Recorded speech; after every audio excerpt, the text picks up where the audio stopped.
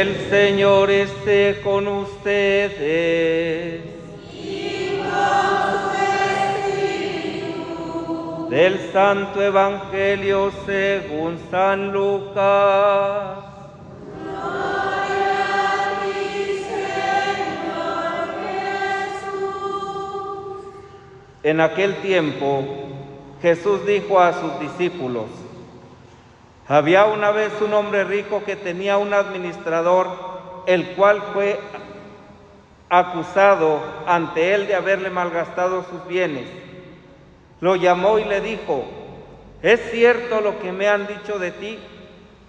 Dame cuenta de tu trabajo, porque en adelante ya no serás administrador. Entonces el administrador se puso a pensar: ¿qué voy a hacer ahora que me quitan el trabajo? No tengo fuerza para trabajar la tierra y me da vergüenza pedir limosna. Ya sé lo que voy a hacer para tener a alguien que me reciba en su casa cuando me despidan. Entonces fue llamando uno por uno a los deudores de su amo. Al primero le preguntó: ¿cuánto le debes a mi amo? El hombre respondió: 100 barriles de aceite.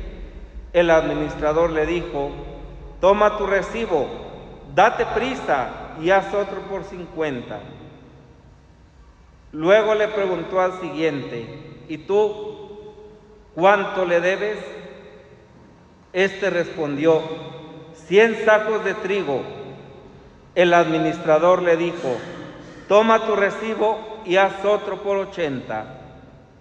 El amo tuvo que reconocer que su mal administrador había procedido con habilidad, pues los que pertenecen a este mundo son más hábiles en sus negocios que los que pertenecen a la luz. Y yo les digo: con el dinero tan lleno de injusticias, gánense amigos que, cuando ustedes mueran, los reciban en el cielo.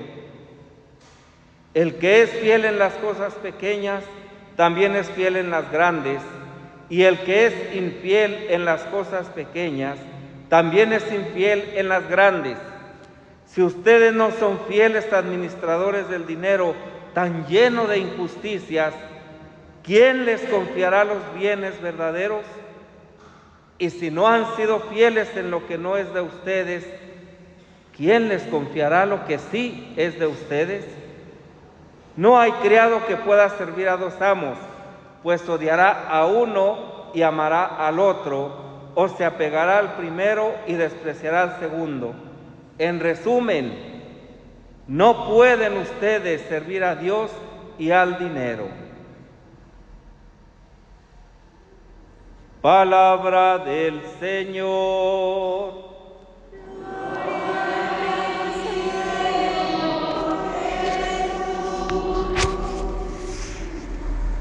Queridos hermanos y hermanas, en este 25º domingo del tiempo ordinario, la palabra de Dios pone delante de nosotros una opción que simple y sencillamente se tiene que seguir ante los valores de este mundo y los valores del reino. Nos centraremos, por lo tanto, en este evangelio que acabamos de proclamar. Si bien es cierto que el domingo pasado, proclamábamos el capítulo número 15 de Lucas, que es el capítulo de la misericordia. Nos hablaba precisamente del buen pastor que va en busca de sus ovejas, nos hablaba de esta mujer que pierde una moneda y hace todo lo posible y lo imposible por recuperarla, y finalmente nos hablaba de este Padre misericordioso que está siempre a la puerta de su hogar esperando a que llegue su hijo, que puede ser cualquiera de nosotros. Pero hoy precisamente nos hace ver que la opción por el reino de los cielos, el recuperar la oveja perdida, el recuperar la moneda y el recuperar al hijo, significa hacer también una opción responsable. El centro del evangelio de este día es la decisión entre el servir a Dios o ser esclavo del dinero. Jesús vive en una Galilea pobre, pero conoce personas ricas que han amasado su dinero con el sudor de los pobres y que ese dinero los ha ido apartando de Dios, convirtiendo sus riquezas en su propio Dios. La primera lectura ya nos alertaba sobre esto y sobre las injusticias que aquellos que tienen trabajadores pueden cometer en contra de los pobres y cómo eso es repugnante verdaderamente ante los ojos de Dios. Jesús cuenta una parábola para dar una enseñanza sobre la capacidad que tiene el dinero de pervertir el corazón del hombre. Es la parábola del mal administrador o administrador corrupto. Y esta la podemos dividir en 3 actos. El primer acto, como personajes, está el administrador y su patrón. Tiene como desenlace el despido de aquel. En adelante ya no serás mi administrador. Pareciera una injusticia. No, la injusticia la está cometiendo el administrador, pero también hay patrones que son corruptos y que se aprovechan de sus empleados. En el segundo, nos encontramos con un monólogo del administrador. No se da por vencido, piensa en él, cómo remediar la situación para asegurar su futuro. ¿Qué voy a hacer ahora que me quitan el trabajo? Evidentemente, no tenía ni la suficiente humildad para ponerse a trabajar en lo que el común denominador de las personas trabajaba, y mucho menos para pedir limosna. No podía hacerlo. Todo el mundo sabía que era un corrupto. Es como si ahora el presidente de la República viniera a pedirnos limosna, ¿verdad? Pues no, no se la creemos, por mucha humildad que quiera manifestar. Tercero, encontramos aquí al administrador y a los deudores de su amo, que revela la estafa que ideó para conseguir el fin propuesto. Se encargó de hacer que los deudores de su amo se convirtieran en sus propios deudores para asegurar su ayuda en el futuro. ¿Y tú cuánto debes a mi amo? Aquí nosotros podríamos reflexionar para nuestros adentros. ¿Cuánto le debemos a Dios? ¿Con qué podremos pagarle? Es una pregunta que queda para nuestro corazón y para que se la respondamos a Él. Ante esta actitud del administrador, nos encontramos ante un caso típico de corrupción y de una contabilidad alterada. Podemos decir que se trata de una riqueza adquirida a través de la corrupción.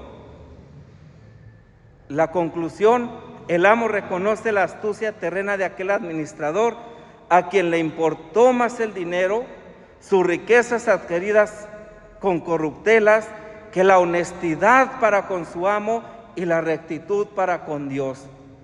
Esto es lo que puede hacer el dinero en la persona: alejarnos absolutamente de Dios, convertirnos no solo en pecadores, sino en corruptos.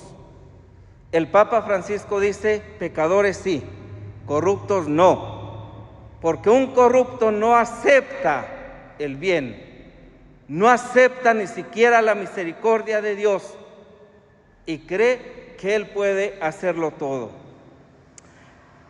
Esto es importante, queridos hermanos y hermanas, porque estamos viviendo en una sociedad en la actualidad donde pareciera que andar los caminos de la corrupción se ha convertido en algo normal, se ha convertido en algo cotidiano, y siempre, ¿verdad?, corremos el peligro de buscar dónde sacar la tajada, no importa a costa de qué.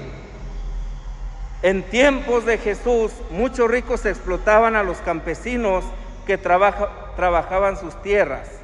La brecha entre ricos y pobres era inmensa, como se está abriendo actualmente. Mientras unos tenían de sobra y para acumular, otros no tenían ni para el día, ni qué pensar para guardar algo para el día siguiente. Jesús plasma con viveza que esta situación no es lo que Dios quiere. Y hay muchos que se consideran como muy intelectuales, como muy sabios, ¿verdad? Dicen: Dios no existe, mira tanta pobreza, tanta maldad, tanto odio, tanta guerra. Sí, pero la pobreza la genera la injusticia, la maldad, la corrupción del corazón, la guerra, los que no son capaces de verse hermanos unos con otros. Y así podemos seguir dando explicaciones. ¿Dios qué tiene que ver en esto? Nada, porque Dios nos ha hecho libres. Y si nosotros actuamos de acuerdo a nuestra libertad, podemos hacer uso de ella como a nosotros nos venga en gana. Entonces, esto es algo muy importante.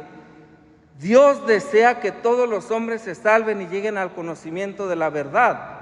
Pero si los hombres cerramos nuestro corazón a Él, a su esperanza, a su misericordia, a su amor, a su fidelidad, Dios no puede hacer nada.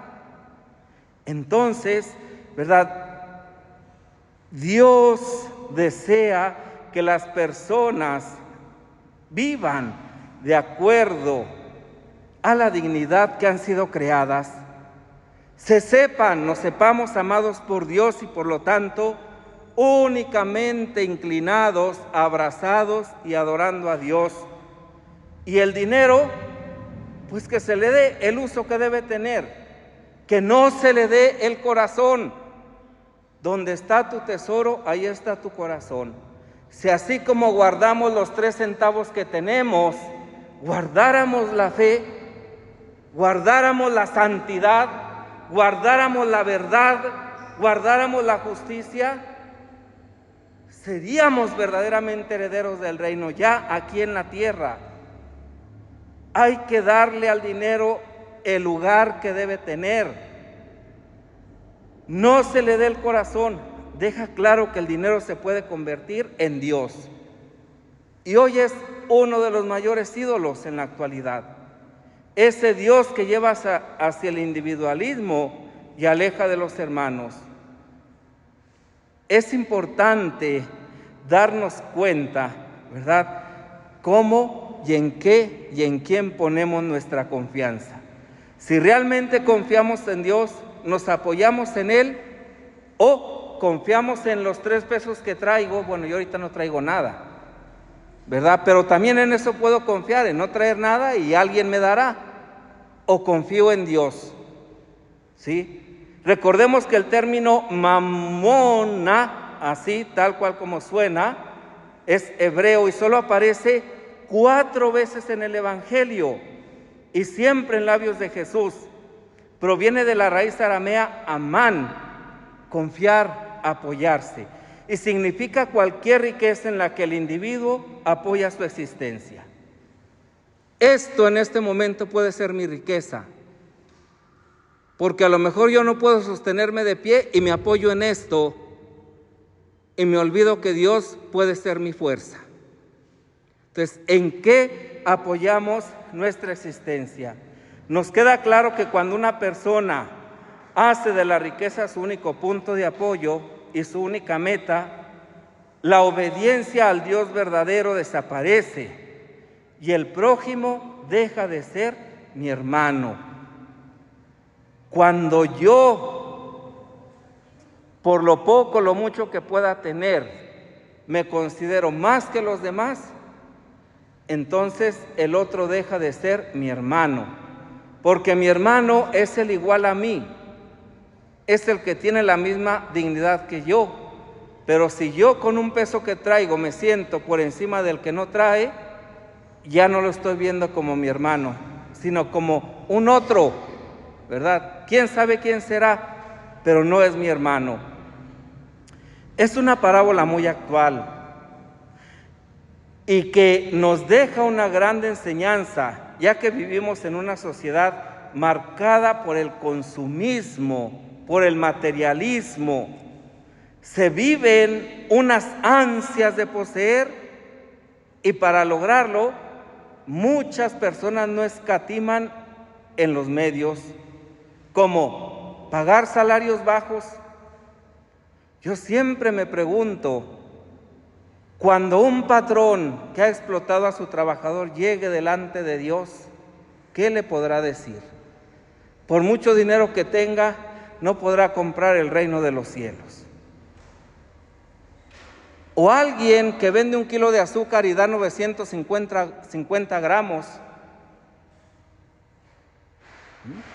que tiene alteradas las básculas, las medidas alteradas. Quien vende 1 litro de gasolina y no es 1 litro. Esto lo vivimos hoy. robar de manera directa. Voy yo por el camino, ¿verdad?, por la calle, y viene alguien que me atraca y me asalta y me roba. Estar metido en la corrupción. Todos habrán escuchado el mensaje, ¿verdad?, de nuestro obispo, el obispo Sigilfredo, cómo reclama la seguridad en nuestro estado y cómo pone el grito ante el reclutamiento de niños, jóvenes, adolescentes, ¿sí?, para los cárteles, arrancados de sus propias familias. Eso es la corrupción, la extorsión. ¿Quién más, quién menos hemos recibido una llamada de extorsión? Me atrevo a pensar un 50-60% de los que estamos aquí, y a lo mejor nos quedamos cortos. El cobro de piso. Cuánta inseguridad, cuánto miedo, ¿verdad?, ante tener algo honesto, porque vienen y te lo quitan. Queridos hermanos y hermanas, debemos reconocer que la sociedad actual nos exige dinero para vivir. Las cosas esenciales o productos básicos se han encarecido día con día. Más del 8% la canasta básica. Esto es real. Son cifras que se pueden corroborar. Pero no debemos enfocarnos en conseguir más dinero para sobrevivir, ya que el dinero no nos va a dar la felicidad. Menos el dinero adquirido por corrupción. Jesús no está en contra de las riquezas, está en contra del cómo se adquiere y cómo se gasta. Es tiempo para analizar así nuestro corazón y si en él encontramos a Dios o al dinero. En estos tiempos tan complicados en nuestra sociedad, es momento para enseñar a los niños la solidaridad, que aprendan a compartir, que no sean egoístas, aunque hagan sus berrinches chillando, porque luego, no, como llora, lo dejan que haga su gana. Y confieso que esa es una lucha en mi familia, con los chiquillos. No, enséñalos a compartir, déjalo que llore. Esto es importante. ¿Por qué? Porque entonces desde ahí los estamos haciendo egoístas, intocables. ¿Por qué? Porque al papá o a la mamá le parece que si les gritas, que si les dices algo, ¿verdad?, ya se los traumas. Eso no es cierto. Esa es una mentalidad que nos han inyectado en la actualidad. Entonces, ¿verdad?, es momento de enseñar el verdadero valor de los bienes materiales, que son para emplearlos y no para darles el corazón. ¿Cuán libre puede ser un hombre o una mujer que trae un peso en la bolsa y es capaz de compartirlo? Compartirlo sin esperar nada a cambio. Queridos hermanos y hermanas, como cristianos debemos tener bien claro que para ser de Dios no basta que estemos bautizados, que hayamos recibido los sacramentos de iniciación cristiana, que acudamos a misa por costumbre o recemos el rosario cuando nos nace. Es necesario tener a Dios como centro de nuestra vida, que Él sea todas las motivaciones y no dejarnos seducir por el dinero, ya que cuando nos seduce nos aleja de los más necesitados. Jesús nos dejó una gran enseñanza, que es trabajar por el mundo más humano, desgastar la vida y desgastar los bienes, allí, en el enfermo, en el descartado, en el que sufre, en el que no tiene hogar, en el que no tiene que comer, y sin andarlo publicando en las redes sociales. Fray Pablo dio 100 pesos a tal. No, eso no hace falta hacerlo. Que no sepa tu mano derecha lo que hace la izquierda. Es importante darnos cuenta cómo el valor que nosotros le demos al dinero nos puede servir para la vida eterna o para la eterna ausencia de Dios si nosotros optamos por ello. Ojalá que podamos lanzarnos a la lectura del próximo domingo, que ilumina nuestra reflexión. Pidámosle pues al Señor en este día, por la intercesión de la Santísima Virgen María, que nos conceda la gracia de ser verdaderamente pobres y capaces de compartir lo que tenemos con los demás.